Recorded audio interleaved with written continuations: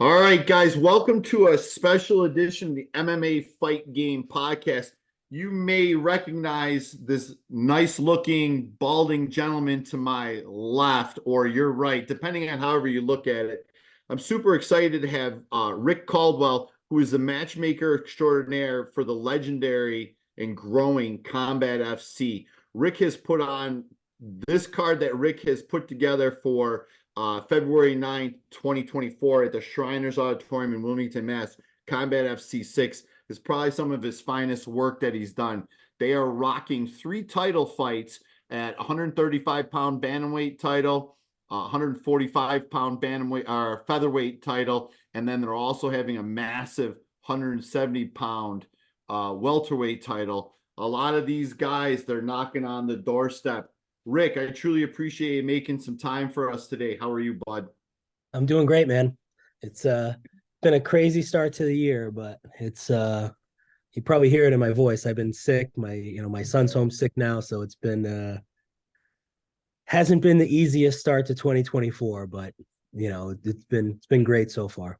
Yeah, we went out to Vegas for New Year's, my girlfriend and I, and we were sick. And we went to see her son graduate from Navy boot camp as well. We were sick going into Vegas, couldn't taste my food the first night. Then each night got progressively better.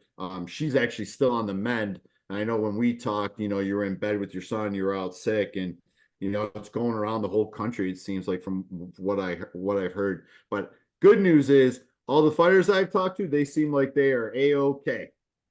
Yeah, yeah, absolutely. And I mean, I had a feeling something was going to happen. Like we took the kids to Disney World right after Christmas. Oh, nice. So I mean, we were around massive amounts of people, and we were on airplanes. So I mean, if I was ever going to get sick, that would be the time. So Of course. Petri yeah, did Disney World right yeah, there. exactly. But yeah, my son's got the flu and strep, so it's Oh, yeah, fun stuff. But yeah, as you mentioned, the fight card looks great. I mean, sick. I'm absolutely loving this card top to bottom. Yep. Um, Everybody likes different things, right? Like every fight fan, some people really like the bigger fights, like the title fights. Some people get really excited about the up and coming prospects. Some people like amateurs.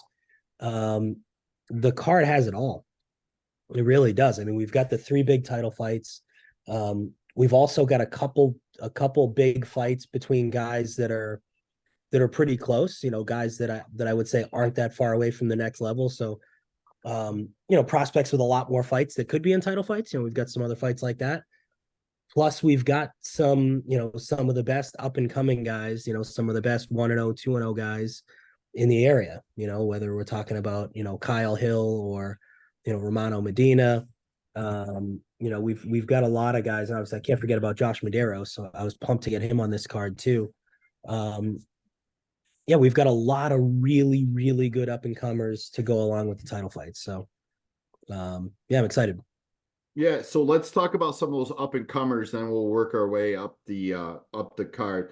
Yeah, Obviously, let's talk about Kyle Hill to start. Obviously, he's 1-0 as a pro, won by a vicious head kick knockout at Combat FC 5. that was nice, huh? Yeah, very nice. So he's got Sam Waterford. Talk to me about him. Sam's tough as shit. He's been around a while. He always takes tough fights. Mhm. Uh, he recently beat Pat Casey, right? And Pat's a guy that's been around a while. Mhm. Um, and Pat's super tough. Pat's had fights in BKFC, he's had fights in Bellator, he's had fights all over. And he's one of the guys that's like, consistently ranked by the local media in the top 10. And Sam's a guy that bounces between 155 and 170. And he went up and picked up that win over Pat. And now you've got a guy that's 1-0 taking a fight with that guy. So it's weird. It's one of those things that I think people would be absolutely shocked if Kyle was fighting Pat. They'd be like, "Oh my God, why would why would you put him in with a kid like with someone as many fights as Pat?" Excuse me. You're good. I'll have to put him in with someone with as many fights as Pat. Mhm. Who's beaten some of the guys that Pat's beaten. That's crazy. But he's fighting the guy that just beat Pat. Like in the last 12 months beat Pat. So, um, he's a very tough fight. We'll see. I mean, I think Kyle's the bigger guy. He's tall for the weight class, really good reach, really clean striking, and he's a brown belt in jiu-jitsu also.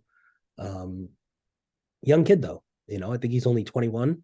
Mm-hmm. So yeah, it'll be interesting. It'll be a really good fight. And then you said Romano Medina as well, 2-0. Yeah, he's a guy that everybody kind of forgot about him, and I don't know why. Because if you look at his amateur career, I mean, he was beating everybody, and I think he wasn't fighting on a lot of the shows that were kind of popular locally. He was going up to Vermont for a lot of fights, and so he wasn't as consistent on the local scene as some other guys. But I mean, he beat Mo Kanani and Eddie George in the amateurs. And then he turned pro, and he got a win up at Combat Zone, and then he got a win over at CES, and he beat Sam Watford as well. So Romano's awesome. He's another one. I think brown belt in jiu-jitsu, great stand-up, does everything well. He's someone that I think, looking at the crop of 155-pound prospects, and there's a lot of them. There's other guys we were trying to work on for this card. We were trying to get Mike Bulger in there, Artur Manev. Like, there's a whole bunch of, Hugo Marquez is another one, right? So there's a whole bunch of guys that are 1-0, 2-0, and 155. I mean, Romano's the guy that I think, like, he's had the most impressive wins in MMA of those other prospects, right? So he should be getting a lot more of a push than he is, I think. And from the media and fans is what I mean by that.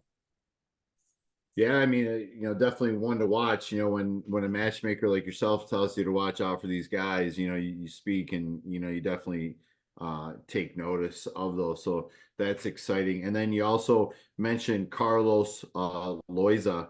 Lozoya, yeah. Lavoy, is that how you pronounce it? Lavoy? Yeah, Lozoya. He's a bad dude. He's a lot of the guys that train up here will know who he is, but he hasn't fought in New England. He's been up here a while. I think I believe he was living in Texas for a while, but he's in the Army, so he moves around a bit. He joined Joe Lozon's gym a while ago, but he was under contract with Fury. So he was fighting exclusively for the guys down at Fury. We tried to get him on a couple cards. There was actually discussion about him fighting Rico DeShulo previously. So he's a very, very tough guy. Great jiu-jitsu. I believe he's a black belt in jiu-jitsu, great hands. Like, he's like a little honey badger. He's absolute dog in there. But he hasn't been able to fight locally because he was under contract elsewhere. We were talking about a possible title fight, so there was discussion about them letting him out of his contract, but weren't able to make it happen. But yeah, I was glad we were able to finally get him. He's no longer under contract with Fury, and he's been living up here in the Northeast for a while, so he's a very, very high level prospect. He's someone that was probably 1 or 2 wins away from the UFC not long ago. He was very close, and I think he's still close. So, and we've got him fighting Chris Distinell. And last time we saw Chris, he went 5 rounds, or he ended up losing in the 5th round to Pampos Grigoriou, who's now in the UFC. Right. And we see how tough yes, exactly. Like when Pampos goes into the UFC on Contender and knocks out Cam Smotherman in a minute, and makes you look at Chris a little bit different, right? Like, if you're looking at Distinell now, and it's like, all right, the guy that just ran over the Fury champ on Contender Series, they went back and forth for 5 rounds on our show. Like, all right, that's it definitely makes you look at Chris's performance a little differently, and kind of give him more credit for that performance after seeing what Grigoriou's done since. So, it's a big fight for both guys. I mean, Chris is tough as shit, and he's taken on a tough guy in Lozoya. And yeah, that's the other thing with Carlos too. Before I forget, he usually fights at 125, so he'll do 25 or 35. So I think if he, in his next fight after this one, I think he's probably going back to 25. Okay. But I mean, I would say I think he's the best 125-pound fighter currently in New England. Yeah, and one of his notorious things is his first amateur fight was against the current and reigning and defending 135-pound bantamweight champion of the UFC, Sugar Sean O'Malley. Was it? I knew he fought him. I didn't realize that was his first fight. Well, based on Tapology for Carlos, that was his first fight. This is according to Tapology, and we know how sometimes Tapology is accurate. Yeah. So as we were talking, obviously the reason for calling, I didn't put this in the open. You got some breaking fight news as well. Let's talk about that. Yeah, we got a couple I can tell you about. Ooh, okay. So we've got a couple fun fights that we're going to announce. One of them is Jerry Muse. Jerry is going to be moving down. He planned on moving from 155 down to 145. But this fight, they're going to do a catch weight of 150, given that we just put this fight together, and it's probably not enough, not quite enough time for him to change weight classes completely. So Jerry's going to be fighting Damian Nelson at 150 pounds. And that's a fight that I'm really, really excited about because we've seen how good Jerry's looked. He's been hitting people with twisters and, Imanari rolls, the footlocks, and, he's looked fantastic.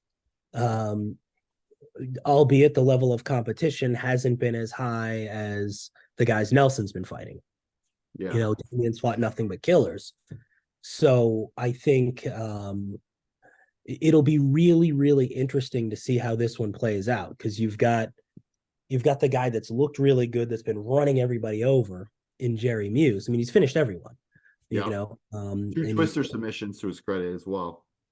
Yeah, 2 twister submissions. He's got the Imanari roll to a heel hook. He had another TKO in there. He had another submission a month or so ago.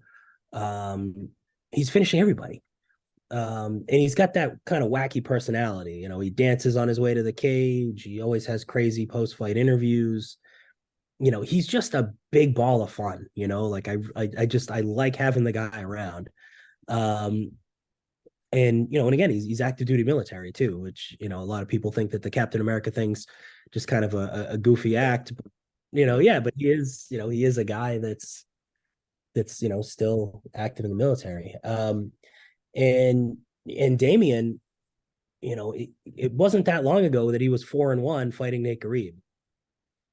Right. So like, those are the types of guys that Damian has been fighting. It'll be really interesting to see how this plays out. I mean, I've talked to some people that know Damian or that have seen Damian fight, and they're like, okay, that's a big step up from Muse. So it's I don't know if there was a betting line on this. I don't know who the favorite would be. Honestly, it's a very, very tough fight for both guys. Yeah, I've talked to some guys, about Damian, and they said that he's got some heavy hands. Yeah, heavy hands. So cool. So we got Captain America. That's a huge fight. That's a huge crowd favorite for February 9th at Combat FC 6. What else you got? So this one we just booked as well. This is a guy that you may remember him from New York. He's a guy that's from New York. He hasn't fought in a little while. He's been trying to get back in the cage for a while, but it's tough out there for a lot of guys. It's really tough to get fights unless you've got a relationship with a particular promotion, or unless your coach can help you get fights. If you're a guy that's in upstate New York, it's tough to get fights anywhere unless you're being brought in as fodder to get killed by a local prospect, right? So the guy that I'm talking about actually beat Aljamain Sterling in the amateurs and has been one of the tougher guys in the area for a while. He was actually, I think he fought for One FC or in some of their other I forget what they were called, like Road to One FC, maybe it was something like that. Zachariah Lang is his name. He's been around a long time, super tough guy. And Zach is returning to the cage to take on Andres Rodriguez, who also hasn't fought in a little bit. But Andres is another super tough guy from the Northeast out of Kyle Bochniak's gym. Should be a really fun fight. They're going to meet at a catch weight of 140 pounds, and it's going to be really cool to see both of those guys back in there. You know, they both have exciting styles. They're both fun to watch, and yeah, we'll see how the fight goes, and we'll see what it sets the winner up for. You know, because we've got a lot of fighters in that 135, 140 pound, you know, weight division. You know, I'm sure the winner of that fight's going to set themselves up for something pretty interesting. Yeah, and so you got Zachariah, and then do you have any other fights that you booked, or is those all the ones that you got for the stacked Combat FC card on February 9th? Those are the only two I can announce today. You got some more that you're working on? Kind of, sorta. Yeah, we've got some others that we're talking about, but nothing that's done yet. I mean, we still have, you know, some amateur fights that we haven't announced yet. Yep. You know, we've also got, I mean, and again, there's a bunch of the pro fights that we've announced that we haven't talked about yet today. Correct. So yeah, that's, I think as far as announcements, that's where I'll just announce just those two for today. I mean, obviously, you know, when I was out at Combat FC 4 for the first time seeing a Combat FC show, Gerald Muse had a huge pop. His entrance had the crowd, you know, on their feet, you know, loving that. So let's go on to, you know, the title fights for February 9th. We'll start right at the top. Your main event, nasty Nate Garib, who's knocking on the UFC's doorstep, versus Don Shainis. Talk to me about those guys. Obviously, we talked to Don last night. Don made that cross-country trek to Las Vegas to get some more training, more consistent training partners as well. He definitely motivated, definitely sounds confident. Then you got the ATT, nasty Nate Grieve, who's training with all the studs down there and all those world-class coaches as well. Talk to me about that bout. So this is one of those fights that I think both guys in their own mind, they know they're the best guy, right? They know they're the best guy in New England, and they've both known it for a long time. Mm-hmm. And the only person that anybody would try to argue with him about and say, yeah, but that guy might be better. That's those two are the only guys, right? So as Garib's trying to tell everyone he's the best, it's, I don't know, Shainis is good, man. He's been looking great. Same thing for Shainis. As Shainis is telling everyone he's the best, it's, this kid Nate, right? So the two of them were fighting for different promotions locally. So they never crossed paths, but they both kind of in the back of their mind knew, like, I want to punch that fucking guy in the head. You know, that's he thinks he's the best. I know I'm the best. I can't wait to show him, right? But just the timing just never worked out. You know, Don went to the UFC, and you know, I think the fight was close to happening at one point, but he actually moved out and was training with James Krause for a while before the gambling thing happened and all that. So, you know, and the gambling, just for the viewers, I don't want people to think I'm talking about Don. It was Krause that had the crazy gambling thing, not Shainis. It was unfortunate for Don because he was training out there when all of a sudden Krause's world fell apart. So made things a lot harder on Don. But he had fought for the FAC title a couple times. You know, he was their champion out there. He won a couple big fights for them. So it just never worked out that both he and Nate were ready and available to fight. You know, on, you know, for a local New England promotion. So we were really lucky to get this fight. That's massive fight. Yeah, both guys really want it. And they both do a lot of the same things. You know, like their fighting styles are definitely different, but you see it in the stand-up. They both, you know, there's a lot of calf kicks. You know, they both talk a lot of shit. You know, they both put on a really good pace. You know, both guys try to use cardio as a weapon. So yeah, it'll be really, really cool to see this fight. You know, I can't wait. It's I can see each guy has a path to victory. I can definitely see a way either guy can win this fight, and both guys are working their ass off, and telling me that there's no way they lose this fight. So Yeah, a lot of this Combat FC 6 card, has a lot of guys knocking on the doorstep to that next level, be it the UFC, be it Bellator, PFL, those type of things. Lot of door knock in there. And then yeah, obviously let's go down to the 135-pound title with John Douma versus another co-main event, probably Jan Oliveira's teammate, yeah, and Matheus Silva. Talk to me about obviously John Douma had a major win at the last event, yeah. over Jake Pila. Took home the title. Jake Pila was probably a massive favorite going in, and he shocked everybody. Talk to me about that fight. So this is definitely, Duma's one of the more durable guys I've ever seen. Like he does, and that's the thing. He's a really good fighter too. So I don't want to make it seem like he's, Homer Simpson who's just going to tire you out, right? Like he's a black belt in jiu-jitsu. He's got, as we saw in the Pilla fight, he's got really good hands too. He's just tough, man. He's an absolute dog. And Silva is definitely a more polished striker.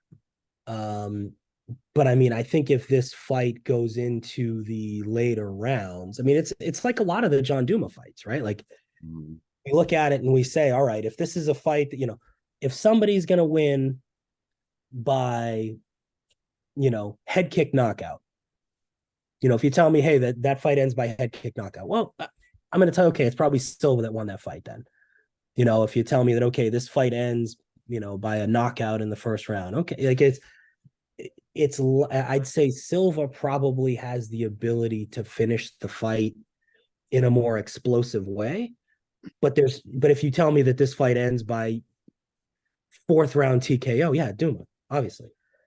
So it's just one of those fights where is it going to be the racehorse in Silva? Is he going to go out there and blitz him and take him out early? Or is Douma going to break this guy down and get to him, in the later rounds? And when I say later rounds, it doesn't necessarily have to be like rounds 4 and 5, but he just puts a pace on guys and keeps coming, and he just has a way of breaking guys. So it's going to be an awesome fight. I don't think it's going to go 5. I don't think it's going to go 5 rounds. I think one of the guys is going to get a finish. Don't blink. Yeah, I think one of the I could see either guy finishing the fight, and it's either going to be Silva finishing it early or Douma finishing it, in rounds 3 or 4, something like that. Or, it's going to be an awesome fight. Both guys have the skills to get the other out of there. I think their records are like, one guy's, I think, 7-3, the other one's 7-2. So it's Douma is 8-4 per Tapology. Douma is far off. Geez, that's my flu brain right there. I'm messing up. Silva is 8-3. So okay, so I was close. Yeah, so it's 8-4 versus 8-3. That's right. These are all 5 rounds. These are all the main events are 5 rounds, right? Yeah, all the title fights. Yep. Awesome. And then obviously before we wrap things up, let's talk about the one that we were talking about, Jan the hand grenade. And I actually want to talk because you might have a little carrot dangling as well, as long as the winner doesn't go to the UFC or something like that. Jan the hand grenade Oliveira versus Ali Zban for the Combat FC 170-pound welterweight title. Talk to me about those. Obviously, we just got off a call with Jan. And this is why we do what we do with these interviews, to get the public to know these guys. Jan is just a straight up good dude. He's got professional, got his family life, brand new 5-month-old baby. We actually met offline. Beautiful, big round face. She's adorable. And then, then that allows him to train. He talked on the call about how he gives back to fighters. He has plan A, plan B is there. And then you have Ali Zban, who we're actually going to talk to in a couple of days as well. So talk to me about that fight, because talking to those guys, that definitely intrigued me a little bit. So I got to say, first and foremost, these two guys are two of the nicest guys you'll ever meet. I can see that. Like if you meet Jan at a fight or something, or you see him out, like he looks intimidating, right? Like he's a big guy, he's scary looking, he's got he's a big dude, big welterweight. Yeah, he's got that's the thing. He's probably more like a 55er. He used to fight at 155, and he's probably going to keep on going down in weight. I think he's a guy that's probably going to go back to 55 eventually. But he's big, he's strong, he's scary looking. His fighting style is super violent, but when you talk to him, I mean, he is legitimately the nicest guy you will ever meet. Like he's, in his first fight back, he gave his paycheck to his opponent. His opponent was having a tough time. I think he was out of work and had just been struggling. And Jan said, "I'm in a great place. I've been blessed. I'm in a good place financially. Give him my money." Jan didn't tell me that. That's an amazing story. Didn't tell anybody that. So that's the thing. He doesn't do it, like he doesn't put it out there because he's looking to get credit for the charity. He just did it because he felt like it was the right thing to do. Yeah, 100%. Amen. I talked to him like a few weeks ago, and I was having a water issue in my basement. Right, he doesn't live far from me, and he runs a construction company. So I was like, "Hey, do you do anything with like I got to fix a crack in my basement?" He's like, "Yeah, we do that, no problem." And he's like, "Yeah, I can stop by, I can stop by later today. I'm out, I'm buying and then wrapping toys for, for some families that I sponsor for Christmas." Right. So it's like he's out doing, like he's buying Christmas gifts for people that, for charity. Right. So he's a really, really good guy. And Zebian's the same way. I mean, like he's just one of the nicest dudes you'll ever meet. Yeah. I really, really like both guys. As far as the fight, this is again a contrast in styles, right? Like they're both strikers, right? Like they're both strikers. They both can wrestle. They both got jiu-jitsu, right? So it's not like it's a striker versus a jiu-jitsu guy. But I would just say you've got the guy that's Jan is a finisher. Bigger, stronger, a finisher, more violent, whereas Zebian is grinder. Yeah, grinder and more of a pace guy. Yeah. Like he's going to try to put a pace on you and try to get you out of there. Like, so if you're looking at it as, like comparing like UFC guys where this is like like Justin Gaethje versus Tony Ferguson, something like that, right? Like you've got one guy that's trying to take you out, and can take you out with one shot versus a guy that's just going to keep coming and keep coming and keep coming and trying to put a pace on you. So, that's the intriguing thing about, all three of these title fights is every single guy in these fights has a path to victory. And, it'll be interesting to see how it plays out. I have no idea who wins this fight. Yeah, obviously Jan's got 4 first-round finishes, so if there's some fights not to blink on, obviously it's going to be the 3 title fights because, I obviously starting at the top, I know what Garib is doing, talking with Don, Shameless Shanus last night. He is motivated, he is refocused, he's re-energized with the team that he has around him at Syndicate, going over to the UFC PI all the time. Obviously, John Douma, what he did to, a crowd favorite in Jake Pila, and, obviously the knockout can come anytime from there. And then obviously Jan's teammate in that bout, can pull it off. And then Jan said it on our interview today that, he can get a read real quick and knows what he needs to do. And then it's lights out. So it's a great card. I don't know if people have been to a Combat FC card. Obviously they can DM the fighters that they're with, because obviously the fighters make a little bit off of that to get tickets. Combat FC show, obviously we'll be out there for Combat FC 6, but we were out there for Combat FC 4. It's a great show. It's well done. You and Joe do a great job. as well. Are all the same commentators going to be out there? Sean Wheelick, Michelle Watterson, all those guys are It's going. likely to be Rico. Yeah, we're gonna have Rico doing commentary again. I thought he did an excellent job Okay. on Fight TV. So, Okay. uh, yeah, we had our Combat FC 5 was on Fight, but yeah, we're back on Fight Pass for this one, and I think Rico's gonna be doing commentary again. All right. And who's going to be the other guy? Is it going to be Wheelock. Yep. Sean Wheelick? Yeah. Yep. So it'll be Wheelock on every show that he's available, right? And which has been all of them so far. Yeah. We know that BKFC does 25 shows a year, something like that. So I'm sure at some point there's going to be a weekend where we're both having an event and he does so many events with them. That's his bread and butter. So we'll end up losing him if we ever go head to head with those guys. But any other event, Wheelock he's always going to be our guy.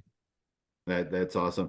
Obviously, Combat FC 6, February 9th, 2024 at the legendary Shriners Auditorium in Wilmington, Mass.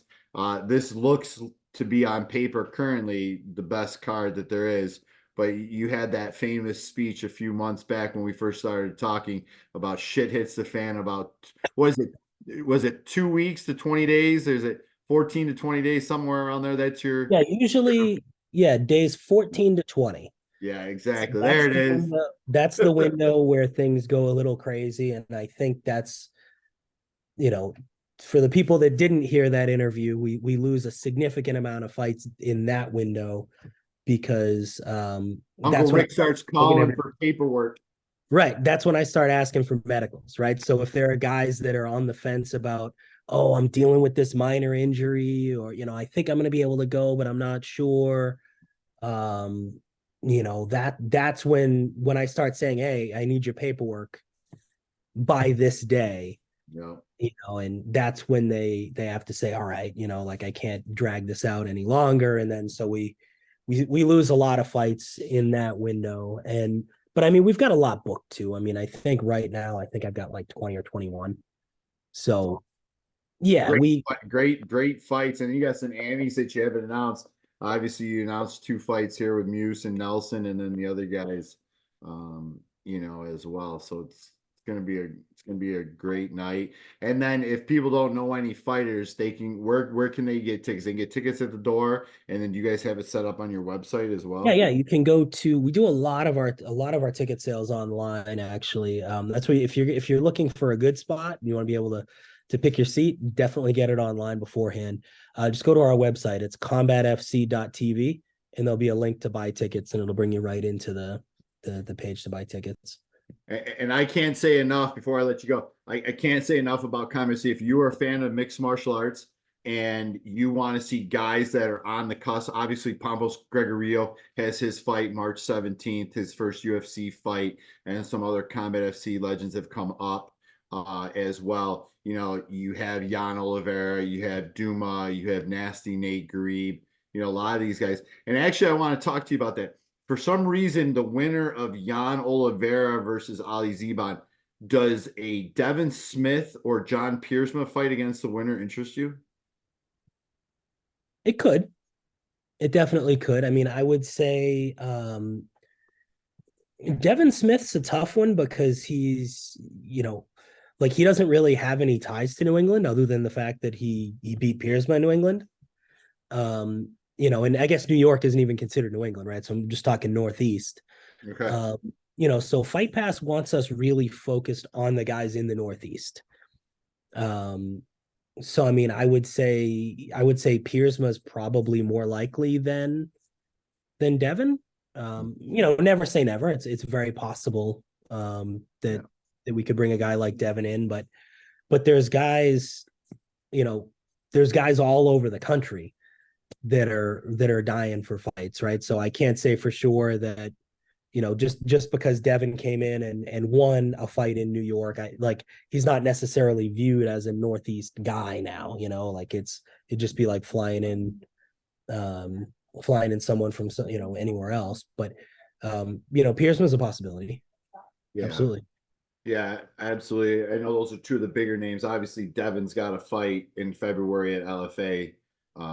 Who's he fighting in February? It's I have to look it up. He just posted. It's for the welterweight title. It's for the intern. for the Yeah. well. That's why I asked. I Yeah. don't know Yeah. how that goes contractually. Yeah, we wouldn't. Yeah, he'd likely be under contract with LFA. So yeah, he's probably a no-go. Yeah. Well, if if and when he wins, right? Yeah, yeah. Even if he doesn't, they still probably have him under a contract. Gotcha. If you're Yeah, I fighting, didn't know how that worked. I didn't know how that worked. Do you guys have your champions under contract as well, or like a champions kind of clause type thing? we don't currently. And a big thing with that is like we want to make sure that guys have flexibility because we just don't do enough shows. Yeah, that's fair. If we're doing 4 shows a year, like there are guys that want to fight 3 or 4 times, and I can't guarantee that, I can't guarantee that everybody that wants to fight is going to be on. Like I can't guarantee everybody 3 or 4 fights. Yeah. We just haven't done enough shows yet. And we'll see. It's we've got a lot of things that we're talking about for 2024. Love it. It's the challenging thing is to put on the type of show that we're putting on, all the production costs money. The fight card, our fight card's way more expensive than everybody else's in the Northeast, just based on the number of pro fights we're putting on and the level of pro fights we're putting on. So to put on the type of show we have to pack the venue, right? Like we see some of the other shows that are doing a show, 8 shows a year, something like that. And, they're doing between 1,000 and 1,200 people. Like we can't even break even at that. Yeah. Yeah. So we need to be able to do a lot more people in the venue. And we just can't do that consistently if we're doing 8 shows a year, so we have to figure out, we've talked about possibly doing some other smaller shows, like maybe doing like 3 big ones a year at the Shriners and then find a different venue and do 3 smaller shows, something like that. We've talked about that, but then I don't know, it ends up, it ends up potentially confusing your fans if you've got, if we were to try to do a show that has more amateurs and focus more on prospects than the veteran guys we've been using. So it's like there's pros and cons to it. We're still trying to sort through it. It's got to be a feeder system, though, obviously. So, I mean, that makes sense. That makes sense to me because you guys need a feeder system. You want to develop these amateur, get them in kind of a bigger setting, bigger atmosphere. I mean, that makes perfect sense. But at the end of the day, people need to come out and support. And if you're not supporting, get on Fight Pass to watch. If you're not in the New England area, if you're in the New England area, get your ass down to Shriners Auditorium, Wilmington, Mass. You can make fun of me for being bald. You can make fun of Rick for being bald. But Combat FC 6, I'm pumped for it. Rick, I truly appreciate the time. Just sit tight, okay? All right. Thanks a lot.